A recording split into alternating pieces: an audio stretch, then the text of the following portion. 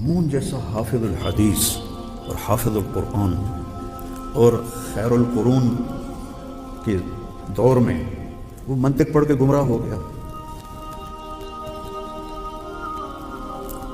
پھر جب وہ مرنے لگا تو اس نے اپنے بھائی کو وصیت کی واتبع ہدی اخیک فی القرآن معتصم کو. معتصم نے پھر امام احمد بن حنبل کو کوڑے لگوائے. تو اس وقت احمد بن ابی داود تھا مفتی.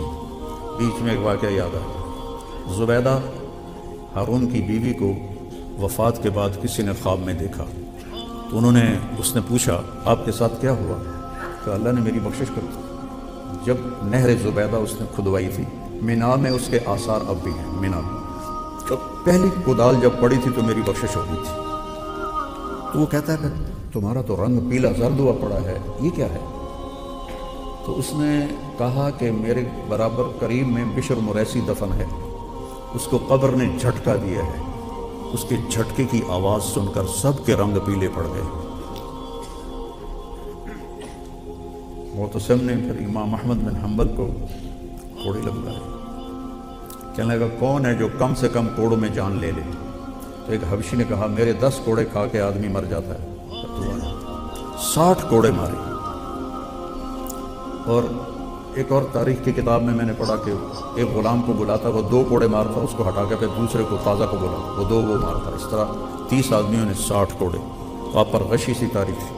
تو احمد بن ابی داود نیچے آیا اور کہنے لگا اب بھی اگر تو میرے کان میں کہہ دینا کہ قرآن مخلوق ہے تو میں تمہیں خلیفہ کے عذاب سے بچا لوں گا. تو نے ایسے جھرجھری لی اور فرمایا اب بھی اگر تو کہہ دے کہ قرآن اللہ کا کلام ہے، غیر و مخلوق ہے، تو میں تمہیں اللہ کے عذاب سے بچا لوں گا. معتصم اسی پہ مر گیا. پھر واسق کا دور آیا. یہ تینوں ہارون کے بیٹے تھے، مامون، معتصم، واسق.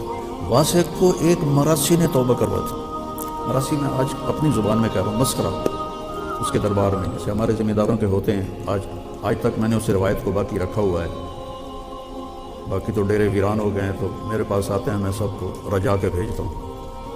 وہ ایک دن روتا ہوا آ گیا. کہنے لگا امیر المومنین عظم اللہ اجرک فی القرآن، اللہ تعالیٰ قرآن کے بارے میں آپ کو بہت اجر عظیم عطا فرمائے. تو اس نے کہا وما بالقرآن، قرآن کو کیا ہوا ہے؟ کما مات القرآن، قرآن مر گیا ہے، فوت ہو گیا ہے. اب نمازوں میں کیا پڑھیں گے، اب تراویح میں کیا پڑھیں گے؟ وہ کہنے لگا ویحک تیرا ستیہ ناس، کبھی قرآن بھی مر سکتا ہے؟ نعم القرآن مخلوق وکل مخلوق یموت ومات القرآن. بڑے بڑے علماء جس کو قائل نہیں کر سکے تھے. انہوں نے کہا امیر المومنین قرآن مخلوق ہے، ہر مخلوق نے مرنا ہے، تو قرآن بھی مخلوق ہے، فوت ہو گیا ہے. تو اس ایک نقطے نے واسق کو توبہ کی توفیق دی، لیکن اس نے اظہار نہیں کیا، نہ اپنی دعوت کو ختم کیا. متوکل جب آیا تو اس نے پھر معتزلہ کا خاتمہ کیا اور ان کو حکومت سے نکالا. تو علم کا منبع قرآن ہے اور یہ اللہ کا کلام ہے، اس کی کوئی انتہا نہیں. صرف ایک الف کی تفسیر اللہ کھول دے تو سمندر خشک ہو جائیں گے، تفسیر ختم نہیں ہوگی، چونکہ یہ کلام اللہ ہے. جیسے اللہ اپنی ہر صفت میں لا محدود ہے، لا یحویہ مکان ولا یشتمل علیہ غمان، هو الاول فلیس قبلہ شیء، هو الآخر فلیس بعدہ شیء، هو الظاہر فلیس فوقہ شیء، هو الباطن فلیس دونہ شیء، قبل كل شيء بعد كل شيء فوق كل شيء دون كل شيء وليس كمثله شيء. تو یہ تو اللہ کا کلام ہے، اس کی کوئی انتہا نہیں ہے. امام راضی نے 30 جلدیں لکھ دی، کوئی 30 کروڑ جلدیں لکھ دے تو بھی اس کے مطالب معانی ختم نہیں ہو سکتے. یہ تو جیسے آپ نے وہاں بورڈ لگایا ہوا نا جامعہ امدادیہ، پچھلی دفعہ میں ملنے آیا تھا تو میں آگے ہی نکل گیا، کوئی بورڈ ہی نہیں تھا. تو میں نے کہا آج تو انہوں نے ضرور لگایا ہوگا چونکہ ان کا اپنا اجتماع ہے. تو واقعی بہت بڑا بورڈ لگا ہوا تھا. وہ بورڈ جامعہ امدادیہ نہیں ہے، وہ امدادیہ کا راستہ بتا رہا ہے. قرآن کے الفاظ یہ پتہ بتا رہے ہیں کہاں جانا ہے.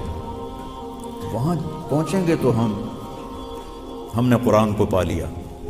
اگر ہم وہاں نہیں پہنچے تو ہم نے کچھ بھی نہیں پا. کمثل الحمار یحمل اسفارا، تو اس کے علوم کی کوئی انتہا نہیں۔ ایک حدیث بھی یاد آئی، ابن القیم نے حادی الارواح الی بلاد الافراح میں نقل کی ہے کہ جنت میں ایک مجلس ہوگی جس میں صرف علماء جمع ہوں گے اور کوئی، اور اللہ ان پر قرآن کے علوم کھولے گا اور وہ اس کا اتنا مزہ لیں گے کہ جنت کی ہر نعمت بھول جائیں گے اس کے معانی میں گم ہو کر۔